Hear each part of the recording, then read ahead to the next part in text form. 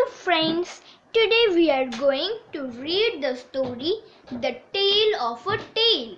When Swaminathan entered the 5th grade classroom, a giggle went round the benches. He walked to his seat, hoping that he might not be cause of giggling. But his classmates continued to laugh. He looked at himself and then around the classroom. His eyes traveled up to the blackboard. His face turned red. On the board was written in huge letters, "Tail." Swaminathan ran to the blackboard and rubbed it off with his hands. He slowly turned around. His friend Shankar's head was bent over his notebook, and without a word he approached P and gave him a fiery slap on his cheek. P burst into tears and swore that he did not do it.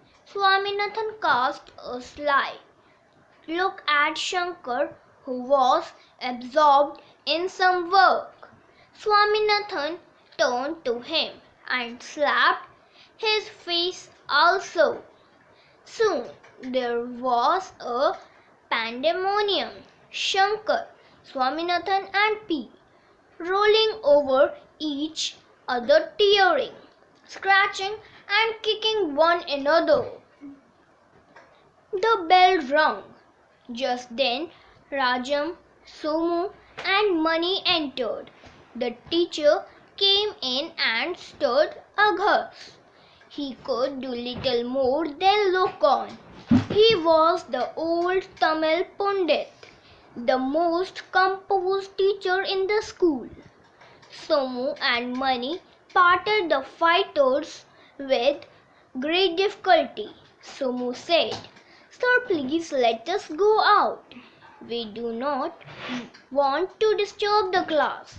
The teacher started to answer, but Mani had already gone out, pushing Swaminathan and P before him. Somu followed him with Shankar. All the friends came to a lonely spot in the field adjoining the school. There was silence for a while, and then Mani said, "What is wrong with you, little rocks?" The three started to speak at once. Swaminathan's voice was the loudest. P wrote tail, big tail on the blackboard. "Big? No, I didn't." "You screamed." P. "The other two wrote it." "White?" cried Swaminathan, pointing at Shankar. "Rascal, did you see me?" howled Shankar. Mani covered their mouths with his hand. "What is a tail anyway?" he asked. "They call me Rajam's tail," sobbed Swaminathan.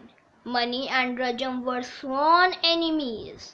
There was a frozen expression over Mani's face. He asked, "And who dares to talk of Rajam here?" "If any of you fellows have done it," growled Mani, looking at the trembling Shankar and P. "If they have, what can you do?" asked Somu with a sarcastic smile. "What do you mean, Somu? Look here, Mani," Somu cried. "For a long time I have been waiting to tell you for this. You think too much of yourself and your powers." Mani swung his hand and brought it down on Somu's neck. Somu pushed it away with a heavy blow. Mani aimed a kick at Somu but stepped aside. The three youngsters could hardly believe their eyes. Somu and Mani, the best friends, were fighting. They had lost their heads. They thought that Somu and Mani were killing each other. They looked at each other and then ran towards the school. They burst in upon the headmaster, who gathered from them with great difficulty that two murders were being committed at that very moment. He laughed it off at first, but the excitement and the seriousness of the boys made him scratch his chin. He called a peon and set off to the field with him.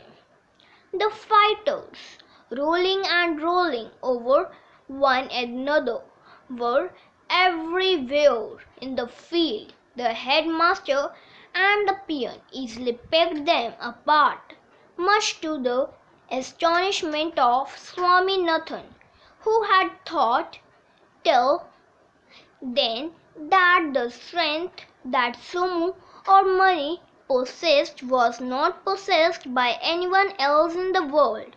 All the five boys quietly followed the headmaster to his room. By R.K. Narayan. Thank you, friends.